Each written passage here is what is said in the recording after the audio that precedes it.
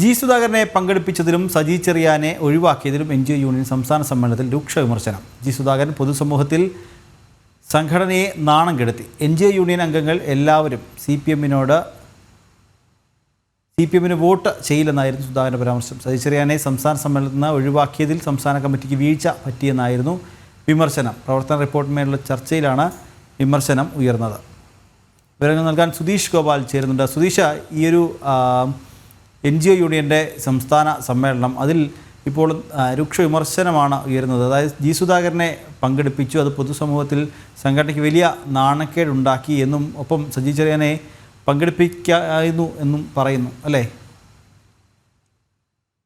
NGO union സംസ്ഥാന സമ്മേളനത്തിന് മുന്നോടിയായി നടന്ന ഒരു പരിപാടിയിലാണ് ജി സുധാകരൻ നേരത്തെ വിവാദ പ്രസംഗമടക്കം നടത്തിയത്.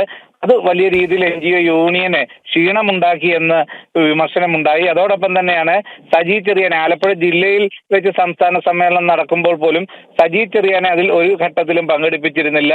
അത് വലിയ നെറിയേടായിപ്പോയി എന്ന തരത്തിലുള്ള വിമർശനമുണ്ടായി. ഇതേപോലെ തന്നെ സർക്കാരിനെതിരെയും വിമർശനമുണ്ടായി.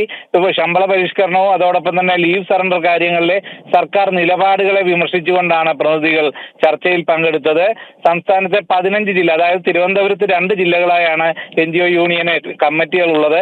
ആ രീതിയിൽ 15 ജില്ലാ കമ്മിറ്റികളിൽ നിന്നും സർക്കാരിനും ഈ സജി ചെറിയാനെ പങ്കെടുപ്പിക്കാത്തതിലും വിമർശനം ഉയർന്നു. നിഖിൽ. ശരി സുധീഷ്, ജി സുധാകരനെ പങ്കെടുപ്പിച്ചതിലും സജി ചെറിയാനെ ഒഴിവാക്കിയതിലും NGO യൂണിയൻ സംസ്ഥാന സമ്മേളനത്തിൽ രൂക്ഷ വിമർശനം. വിവരം നൽകുകയായിരുന്നു സുധീഷ് ഗോപാൽ.